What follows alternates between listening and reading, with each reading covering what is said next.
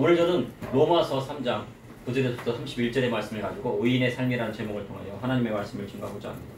세상의 의인이란 옳고 선한 일을 행하는 사람이라 할 수 있습니다. 그런데 세상의 의인의 기준은 시대에 따라 달라진다고 말을 할 수가 있습니다. 과거에 선하게 생각했던 것이 지금에 와서는 그렇지 못한 경우가 있고, 지금은 선하다 생각했던 것이 과거에는 사람들에게 인정받지 못하는 경우도 있다고 합니다. 과거의 상식이 현재의 상식이 아닙니다. 과거의 교육 방식대로 지금 교육을 하면 선생님들은 법적인 처벌을 받는 시대가 되었습니다. 또한 사람이 세상을 선하게 산다고 해도 그 나라와 그 시대가 원하는 삶을 살아야 인정받을 수 있다고 합니다. 우크라이나에서 러시아와 목숨을 걸고 싸우는 사람을 의인이라고, 러시아 땅에서는 러시아를 위하여 싸우는 것이 선하다라고 말하는 사람들이 있습니다. 그것을 러시아 종교회가 그렇게 이야기를 하고 있습니다. 그렇다면 의인의 기준은 시대의 상황과 나라와 민족에 따라 달라지는 것일까요? 그럼 세상에 참된 의인은 없는 것일까요? 과거에 선한 일을 하는 사람들은 자기의 것을 들여 직접 어려운 사람들을 도와주었습니다. 그래서 세상에는 법이 없이도 사는 사람들이 있다고 할 정도로 그렇게 선한 사람들이, 의인들이 있었습니다. 한 마을에도 많은 사람에게 인정받고 인품이 좋아 사람들이 많이 따르는 사람도 있었습니다. 그러나 이제는 핵가족 시대가 되면서 옆집에 사는 사람이 누군지조차 알지 못하고 이웃을 잘 모르는 경우도 허다합니다. 그래서 현대사회에서는 기관과 단체에서 선한 일을 주도하고 있습니다. 단체에서 기금을 마련하여 그 기금을 통하여 어려운 사람들을 돕고 있습니다. 그러니 기관이나 단체가 선한 일을 하고 있습니다. 그럼 그 단체나 기관이 의인이 되는 것일까요? 최근에는 사람 사이에 기부한 돈 중에 일부만 어려운 사람들에게 가고 대부분의 돈이 이 단체나 기관을 운영하는 운영비로 쓰인다는 이야기가 나오고 있습니다. 나라에서도 정부에서 어려운 사람들을 세금을 통해 돕고 있습니다. 그럼 그 세금을 운영하는 사람들이 의인이라고 할 수 있을까요? 나라의 고위직들이 천문학적인 세금을 운영하면서 곳곳에 세금을 물쓰듯이 쓰고 있는 경우가 많다고 합니다. 과거에는 구청이나 시청 건물이 아주 낡고 열악했지만 근래에는 구청이나 시청 건물이 궁궐같이 짓는 경우들이 많이 있습니다. 정말 휘황찬란하게 지어서 옛날 왕궁이나 비슷할 정도로 그렇게 지었다고 합니다. 자기 돈이 아니니 세금을 마음대로 쓰기 때문이라 할 수 있습니다. 그리고 이번 세계 잼버리 대회를 통해 보았듯이 나라의 무지막지한 세금을 외유성 해외 여행에 쓰고 부실한 대회 운영으로 그것을 또다시 막대한 세금으로 막았습니다. 그렇다면 세금으로 어려운 사람들을 돕고 그 사람들을 돌봐주면서 자기들은 또 그 세금 중에서 많은 돈들을 해외여행도 가고 기관의 건물도 멋지게 짓고 그리고 세금으로 연금도 받고 세금으로 많은 월급도 받는 사람들이 의인일까요? 어려운 사람들을 돕고 있으니까 그 사람들 세금을 통해서. 오늘 보면 로마서 3장에 보면 의인은 하나도 없고 선을 행하는 자는 하나도 없다라고 사도 바울은 로마서에 기록하고 있습니다. 이러한 구절을 많은 설교가들이 인용하여 사용하고 있습니다. 모든 사람 중에 의인이 하나도 없고 선을 행하는 자도 없으니 모든 사람들은 죄를 지을 수밖에 없는 존재라고 설교를 합니다. 그러니 죄를 지을 수밖에 없는 죄인이니 죄를 지으면 예수님 앞에 나와 회개하라고 말을 합니다. 그런데 사람들은 어떻게 들어요? 죄를 지어도 되는구나. 사람은 죄 지을 수밖에 없는 사람들. 그러니까 죄를 짓고 무조건 나와서 교회 나와서 회개하면 되는 거라고 생각하는 경우들이 있습니다. 사복음서에 나와 있는 그리스도의 말씀을 지킬 수 없는 복음이라고까지 말합니다. 그래서 예수님의 말씀을 딱 증거를 하면요, 그것을 우리가 지켜야 한다고 하면요, 예수님의 말씀 어떻게 지킬 수 있느냐? 어떤 목사님마저도 그 예수님의 말씀은 지킬 수 없는 복음이라고 말하는 경우도 있습니다. 그렇다면 사람 중에 의인이 정말 하나도 없는 것입니다. 사도 바울은 왜 시편 14편과 53편의 구절을 인용하고 이를 통해 오늘 우리에게 하시는 하나님의 말씀은 무엇인지 여러분과 함께 말씀을 통해요 나누고자 합니다. 첫째, 의인의 삶은 예수 그리스도의 복음의 말씀에 온전히 따르는 것입니다. 로마서 3장 9절에 그러면 어떠하냐? 우리는 나으냐? 결코 아니라 유대인이나 헬라인이나 다 죄 아래에 있다고 우리가 이미 선언하였느니라. 그러니까 유대인도 헬라인도 모두 뭐 아래에 있다고요? 죄 아래에 있다. 그래서 많은 설교자들이 뭐라고요? 모든 사람들은 죄인이다. 사도 바울은요 유대인이나 헬라인이나 나은 것이 없다고 말씀하고 있습니다. 왜냐하면 모든 사람이 죄 가운데 있기 때문입니다. 당시 유대인들은 아브라함의 할례 연약을 통해 할례를 받은 유대인들은 하나님의 백성이고 선민이라고 자부심을 느꼈습니다. 그럼 할례 받은 사람은 다 하나님 백성 되는 것일까요? 그런데 구약 성경을 보니 할례 받은 민족이라도 하나님 말씀대로 살지 않자 북 이스라엘을요 아수를 통하여 망하게 하셨습니다. 그리고 남유다는요 몰렉을 어떻게 해요? 자기 자식을 몰렉에게 자기 자식을요 불살라서 드렸습니다. 그리고 형제를 종으로 삼고 희년이 되어 이제 풀어주어야 되는데 풀어준다고 하고 풀어줬다가 다시 어떻게 해요?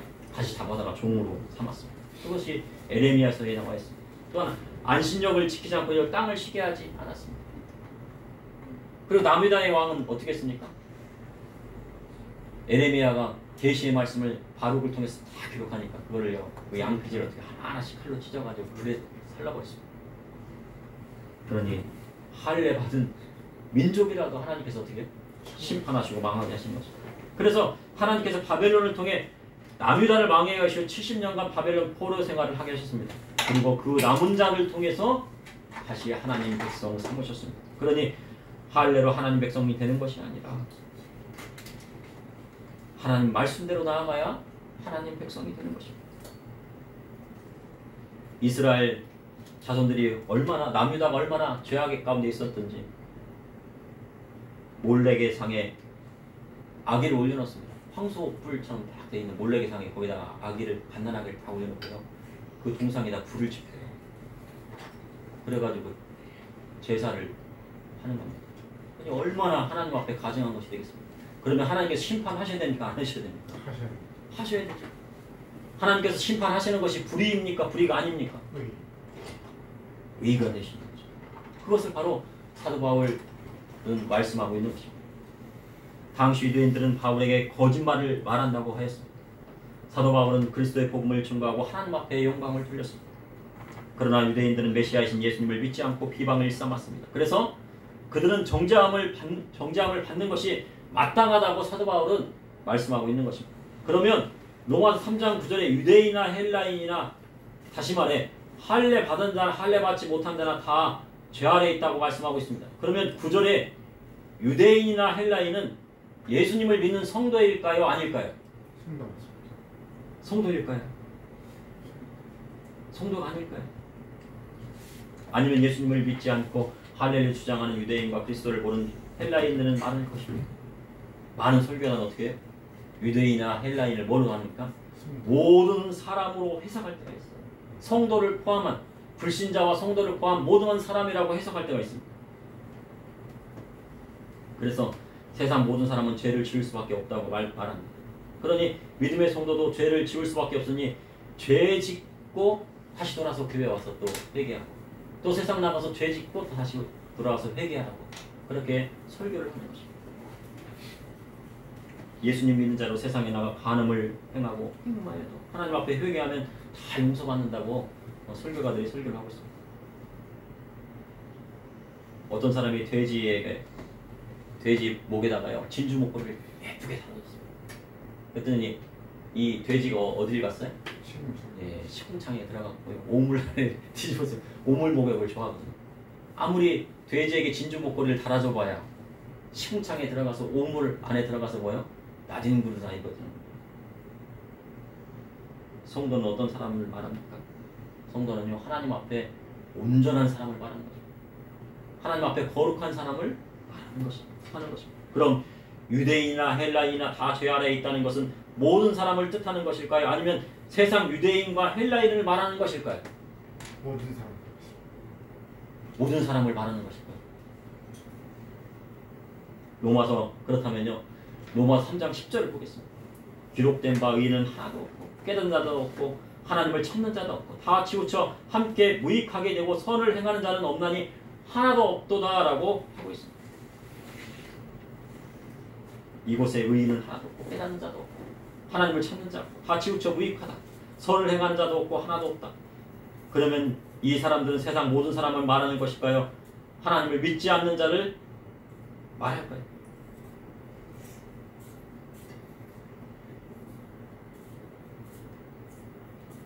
여기에는 성도도 포함될까요? 그렇다면요, 시편 14편 1절에 3절의 말씀을 찾아보도록 하겠습니다. 시편 14편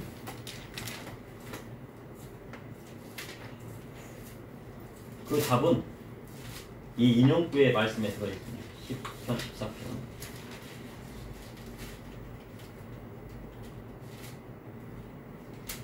사도 바울은 이 시편 1절부터 3절의 말씀을 인용하여 기록하고 있습니다. 합독하시겠습니다. 어리석은 자는 그의 마음에 이르기를 하나님이 없다 하는도다. 그들은 부패하고 그 행실이 가증하니 선을 행하는 자가 없도다. 여호와께서 하늘의 인생을 굽어 살피사 지각이 있어 하나님을 찾는 자가 있는가 보려 하신지 다 치우쳐 함께 더러운 자가 되고 선을 행하는 자는 없으니 하나도 없도다. 예, 거기까지. 그러면 여기에서 선을 행하는 자가 없도다. 그 행실이 가증하다 했는데 그 사람들은 어떤 말을 한다고요? 하나님이 없다 하는 것입니다.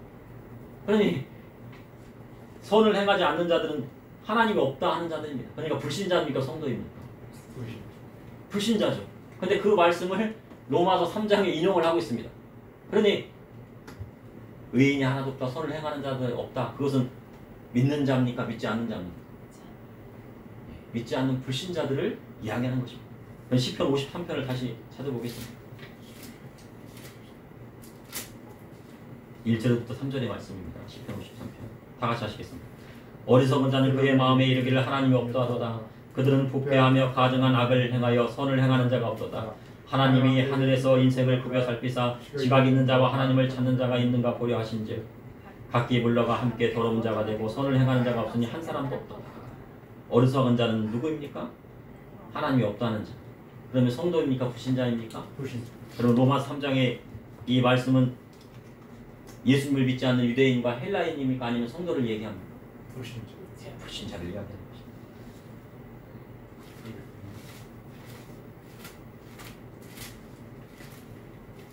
성경에는 하나님을 온전히 따른 의인들도 있습니다. 노아와 욥도 하나님께서 인정하시는 의인이었습니다. 하나님의 아들들이 사람의 딸들의 아름다움을 보고 자기가 좋아하는 여자들을 자기 아내로 마구 삼았습니다. 하나님의 말씀을 지켜 대홍수에서 인류를 구할 방주를 노아가 120년 동안 지었습니다. 이 노아는 하나님께서 인정하는 의인이었습니까? 아니었습니까? 의인이었습니다. 욥은 10명의 자식을 모두 잃고 재산을 잃고 건강마저 잃었습니다. 하나님을 원망하지 않고 자신을 정죄하는 친구들과 열띤 토론을 벌였습니다. 그런 가운데 하나님께서 수많은 질문을 통하여 전능하신 하나님을 깨닫게 하셨습니다. 그리고 하나님 앞에 더 가까이 갔습니다. 그리고 갑절의 축복을 받았습니다. 그래서 의인이 없다는 것은 뭡니까?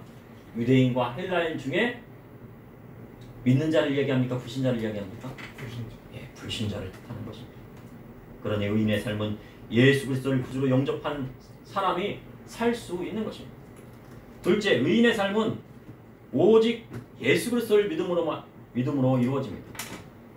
로마서 4장 19절에 우리가 알거냐 무릇 율법이 말하는 바 율법 아래에 있는 자들에게 말하는 것이니 이는 모든 입을 막고 온 세상으로 하나님의 심판 아래에 있게 하려 함이다. 그럼 법은 왜 있습니까? 법은 지키지 않는 사람 때문에 법이 있는 것입니다. 교통사고 특례법이 왜 있습니까? 교통법규를 안 지키고 위반하는 사람들이 많이 있기 때문에 뭐까지 특례법까지 만든 것입니다. 그럼 율법 아래에 있는 자는 누구입니까? 우리입니까? 아니면 유대인입니까? 율법 아래에 있는 자는 성도입니까? 유대인입니까? 예수님을 믿는 자들이 율법 아래에 있습니까? 아니면 예수님을 믿지 않는 불신자들이 율법 아래에 있습니까? 불신자들이 율법 아래에 있겠죠. 맞습니다. 율법의 행위를 강조하고 자신의 육체를 자랑하는 유대인을 말하는 것입니다. 모세는 하나님의 종으로 이 땅에 와서 이스라엘 자손에게 율법을 통해 그 죄를 깨닫게 했습니다. 그러나 예수님께서는 하나님의 아들로 오셔서 죄의 문제를 우리의 해결해 주셨습니다. 로마서 4장 20절에 그러므로 율법의 행위로 그의 앞에 이웃다하심을 얻을 육체가 없나니 율법으로는 죄를 깨닫는다. 율법의 행위는 무엇입니까?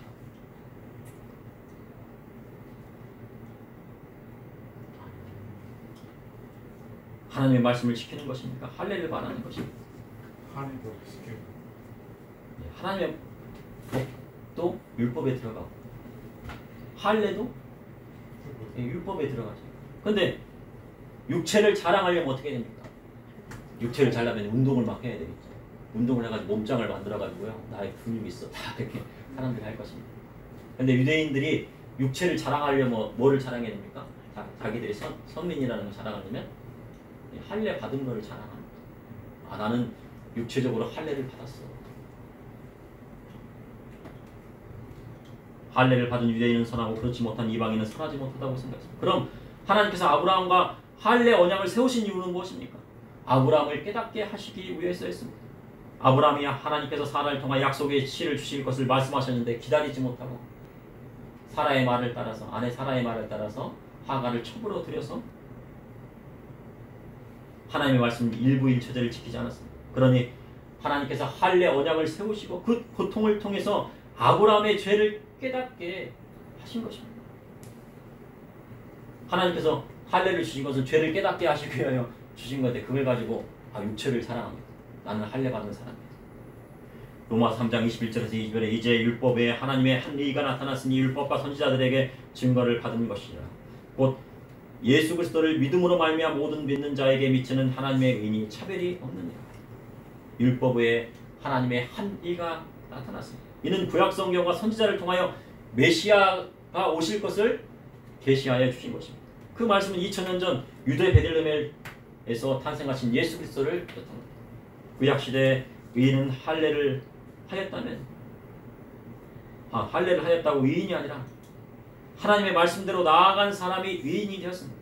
그리고 신약 시대에는 말씀이 육신되어 성육신하신 예수 그리스도를 믿는 자가 의인이 되었습니다. 그럼 믿음의 성도님들은 의인입니까? 의인이 아닙니까? 의인입니까? 의인이 아닙니까? 의인이 되겠습니다. 예수 믿으셨습니까? 그런데 여기 보니까 의인은 하나도 없나니 깨닫는 자도 없고 하나님을 찾는 자도 없고 다 지구체와 함께 무익하게 되고 선을 행하는 자가 없나니 하나도 없도다. 그들의 목구멍은 열린 무덤이요 그의 혀로는 속임을 일삼으며 그 입술에는 독사의 독이 있고 그것을 믿는 자들이 모든 사람을 다 통틀어서 성도들도 다 이렇다고 모든 것을 해가지고 여기다 딱 넣으면 되겠습니까? 안 됐습니까? 믿는 자들도 뭐 열린 무덤이고 그 속에 속임이 일삼으며 독사의 독이 있고 이런 사람들은 어디 가요? 천국 갈까요? 지옥 갈까요? 지옥 가죠. 예수님 안 믿는 사람이죠. 불신자를 뜻하는 거죠. 근데 설교가는 뭐라 그래요? 야, 의인은 없고 선을 행하는 사람 하나도 없어. 사람들의 목구멍 열린 무덤이고 그 혀로는 속임을 일삼어 독사의 독이 있어. 저주와 악독이 가득해. 아니죠. 고린도후서 5장 17절에 그런즉 누구든지 그리스도 안에 있으면 새로운 피조물이라. 이전 것은 지나갔으니 보라 새 것이 되었다. 예수를 믿으면 율법 아래에 있는 것이 아닙니다. 예수를 믿으면 죄와 사망의 법에서 해방이 됩니다. 그러니 옛사람은 죽고 새 사람이 된 것입니다. 그래서 예수님을 믿으면 사람이 온전하여지는 것입니다. 다시 죄를 지을 수가 없습니다.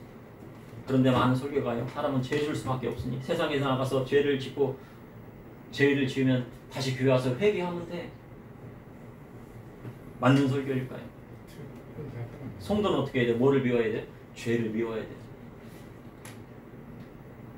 죄를 멀리하고 그리스도의 복음의 말씀대로 살아가는 것입니다. 사도 바울은 대적 마귀가 오는 사자와 같이 삼킬 자를 두루 찾아다닌다고 말씀하셨습니다. 그러면 사단은 누구를 삼킬까요? 불신자를 삼킬까요? 믿는 성도를 삼키려고 할까요? 불신자를 삼키려고 할까요? 믿는 성도를 삼키려고 할까요? 예, 불신자는요 벌써 삼켜졌어요. 사단의 종이 되었어요. 그러니까 삼킬 필요도 없어요. 내 종이고 부한테 뭘 또 삼켜요? 누굴 삼키려고 한다고요? 믿는 성도. 믿음의 성도를. 그러니 예수님을 믿는다 하면서 죄를 멀리하지 않고요. 하나님 앞에 죄 짓는 자리에 서슴 없이 가면 어떻게 됩니까? 사단이 그 사람을 한 번 꽝 물어가지고 어떻게 해요? 놓아주지 않는 거예요. 우리 국회의원 중에서 예수 믿는 사람이 야당이든 여당이든 얼마나 많습니까? 근데 그분들이 뭐 집사고 뭐 장로고 다 그렇지만은 정말 하나님 말씀대로 나아갑니까? 회개했습니까?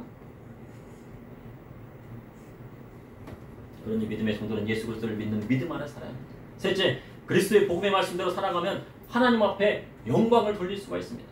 하나님의 의의는 차별이 없습니다. 예수 그리스도를 구주로 믿으면 유대인이나 헬라인이나 로마인이나 모두 하나님 앞에 의롭다 칭함을 받는 것입니다. 그래서 차별이 없습니다. 그러니 교회 안에서 차별이 없어야 합니다. 가난한 자라고 차별하고 부자라고 대해주는 것이 아니라 그리스도의 사람으로 똑같이 대해주는 것이 주님의 말씀인 것입니다. 로마서 3장 23절에 모든 사람이 죄를 범하였으며 하나님의 영광에 이르지 못하더니, 이 말씀도 우리가 많이 알고 있습니다. 우리 성도님들 성경에 보면 한번 같이 합독하시겠습니다. 23절 모든 사람이 죄를 범하였으며 하나님의 영광에 이르지 못하더니, 그 옆에 보면 8년 성구가 있을 것입니다. 몇 장으로 되어 있어요? 예? 로마서 3장 9절입니다. 그러면 모든 사람이 죄를 범하였으며 하나님의 영광에 이르지 못했다는 것은 모든 사람은 거기에 믿는 성도도 들어갈까요? 믿지 않은 불신자들만 얘기하는 것일까요? 모든 성도까지 다 포함될까요? 로마서 3장 몇 절이라고 하셨습니까? 아까? 9절입니다. 같이 합독하시겠습니다. 그러면 어떠하냐? 우리는 나으냐? 결코 아니라 유대인이나 헬라인이나 다 죄 아래에 있다고 우리가 이미 선언하였느니라. 관련 선고예요. 그러면 여기에 나오는 유대인이나 헬라인은 예수님을 믿는 유대인과 헬라인입니까? 아니면 믿지 않는 불신자들입니까? 아까 그걸 찾았죠, 그렇죠?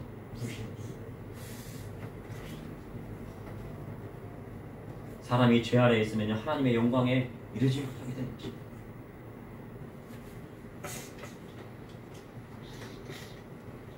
보통 설교자들은 뭐를 말합니까? 아담의 원죄를 말하기도 하고 그렇게 합니다. 또 여기 제 성경으로 보니까 창세기 8장 21절의 말씀도 있습니다. 다음에 이제 댁에 가셔서 한번 찾아보십시오. 유대인을 믿지 않는 예수님을 믿지 않는 유대인과 헬라인입니다. 하나님의 말씀을 주셨는데 바리새인과 서기관들은 전통과 유전을 하나님 말씀보다 더 높이 둡니다. 그리고 바리새인과 서기관은 무엇을 버렸습니까? 예수님께서 정의와 긍휼과 믿음을 버렸다고 주님 말씀하셨습니다. 성전에 가서 예물을 드리면 무엇합니까? 형제를 사랑하지 않고 율법에 행위가 있으면 무엇합니까? 하나님의 근본 본체이신 예수 그리스도를 믿지 않고 믿는 자를 핍박하는데 모든 사람이 뭐 아래 있는 거예요? 죄 아래 있는 거예요. 사도 바울도 뭐 아래 있었다고요? 죄 아래 있었다는 거예요. 그런데 로마 3장 24절에 그리스도 예수 안에 있는 속량으로 말미암아 하나님의 은혜를 값없이 이롭다 하심을 얻은 자가 되었느니라. 그리스도께 십자가에 달리셔서 하나님과 사람 사이에 화목제물이 되셨습니다. 양과 짐승의 피로 한 것이 아니라 하나님의 아들이신 예수 그리스도의 보혈의 피로 우리를 새롭게 하셨습니다.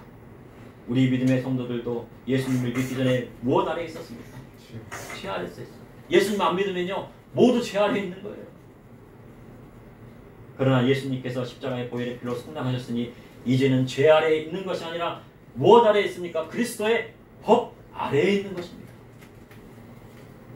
그래서 갈라디아서 6장 1절에서 2절에 형제들아 사람이 만일 무슨 범죄한 일이 드러나거든 신령한 너희는 온유한 심령으로 그러한 자를 바로잡고 너 자신도 살펴보아 너도 시험을 받을까 두려워하라. 너희가 짐을 서로 지라 그리하여 그리스도의 법을 성취하라. 교회 안에서 사람이 범죄한 일이 드러나면 어떻게 해야 됩니까? 그래, 회개하면 돼요. 또 죄 짓고 와. 또 회개하면 돼. 간음죄도 괜찮아. 또 회개하면 돼. 뭐라고 하셨어요? 한두가 선생님? 예. 바로 잡으라고 했잖아요. 바로 잡고. 회개에 합당한 열매는 이제 세례요한이 이제 말씀하셨어요. 있습니다. 뭘 하라고 교회에 그런 사람이 있으면요? 사람이 있으면 바로 잡아라. 오냠심령으로 그러한 자를 바로 잡고 그리고 너희도 살펴보아 너도 시험을 받을까 두려워하라 하셨습니다. 그러나 현대교회는 죄에 대해 너무 관대합니다. 아무리 세상에서 죄 짓고 살아도 교회 와서 헌금을 많이 하면 된다고 하면 안 되는 것입니다. 어떻게 해야 돼요? 바로 잡아줘야 돼요. 그래서 그리스도의 법을 성취해야 됩니다. 교회 안에서 가족을 돌보지 않는 사람이 있으면 어떻게 됩니까? 술 마시고 도박하고 그런 사람이 있으면 어떻게 해요? 바로 잡아야 돼요. 디모데전서 5장 8절에 누구든지 자기 친족 특히 자기 가족을 돌보지 아니하면 믿음을 배반한 자의 불신자보다 더 악한 자들. 책망하고 가족을 돌보게 해야 됩니다. 예수를 믿는 자는 세상의 법 아래에 있는 것이 아니라 그리스도의 법 아래에 있기 때문입니다. 그럼 그리스도의 법은 무엇입니까? 바로 생명의 법입니다. 그 안에 그리스도의 복음의 말씀이 들어있습니다. 예수 그리스도 안에 영생의 말씀이 들어있습니다. 요한복음에 선한 일을 행하는 자는 생명의 부활로 악한 일을 행하는 자는 심판의 부활로 나오리라 하셨습니다. 예수님께서 믿는 자는 선한 일을 행하는 자가 되어야 한다고 말씀을 하셨습니다. 그 이유는 무엇입니까? 왜 선한 일을 행하라고 했어요? 선한 일을 행하는 자는 무슨 부활로요? 생명의 부활로 나오기 때문에 선한 일을 하는 거예요. 그래서 그리스도의 빛을 세상에요 드러내라고 하나님께 영광을 돌리라. 그러나 예수님을 믿지 않고 악을 행하는 자는 심판의 부활로 나오리라 하셨습니다. 그러니 로마 3장 10절 이하의 말씀에 의인은 없고 선을 행하는 자는 없다고 말씀하셨습니다. 그 말씀은 누구를 뜻하는 것입니까? 성도입니까? 불신자입니까?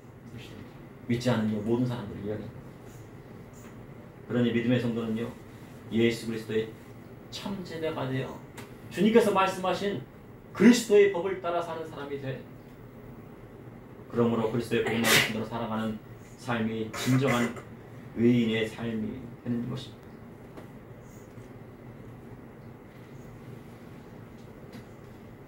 곧 이때 자기의 위로우심을 나타내사 자기도 위로우시며 또한 예수 믿는 자를 위롭다 하려 하심이라 하신 것입니다. 이제는 율법의 행위로가 아니라 믿음으로 우리가 위롭게 된 것입니다. 그러면 하나님은 유대인의 하나님만 되십니까? 아니죠. 이방인의 하나님 되시죠. 그러면 할례자의 하나님만 되십니까? 할례자나 무할례자나 믿음으로 말미암아 예수 그리스도로 말미암아 우리가 하나님 앞에 위로운 자가 된 것입니다. 로마서 3장 31절의 말씀 합독하시겠습니다. 그런지 우리가 믿음으로 말미암아 율법을 파기하느냐 그럴 수 없느니라. 도리어 율법을 굳게 세우느니라. 우리는 보통요 율법의 말씀 쉽게 배우는 말씀 안 지켜도 돼. 지키려고 하다가 또 실수해가지고 죄를 짓더라도 다시 회개하면 돼. 됩니까? 안 됩니까? 그러면 성도를 할 수 있습니까? 할 수 없습니까? 불신자같이 취급하는 거예요. 사도 바울 선생님이 어떻게 얘기했습니까? 율법을 파괴했다고 했습니까? 율법을 굳게 세웠다고 했습니다. 그러니 사도 바울은요 성도로서 성도에 맞는 그런 모습을 보이라고 하는 것입니다. 온전함을 보여요. 거룩함을 보여요. 그러나 이 시대에 많은 설교단은 뭐라고 합니까? 죄 지을 수 있습니까? 죄 지어도 괜찮아. 하나님 앞에 회개합니다. 그렇게 따라가다는 어떻게 돼? 나중에 큰일 나는 거죠. 잠시 기도하시겠습니다. 사랑해 주는 오늘도 감사합니다. 오늘 또한 금요 예배를 통하여 하나님 앞에 나와 예배드리게 하여 주시고 그리스도의 복음의 말씀 듣게 하여 주시니 감사합니다. 주님, 예수님께서 말씀하신 그리스도의 복음의 말씀대로 나아갈 수 있도록 인도하여 주시고 우리가 성도로서 주님 앞에 거룩한 삶을 살게 하여 주시고 온전한 삶을 살게 하여 주시고 죄를 멀리하고 죄를 미워하며 그리스도의 법 안에서 살 수 있도록 인도하여 주시옵소서. 또한 우리 교회 아프신 분들이 많이 있습니다.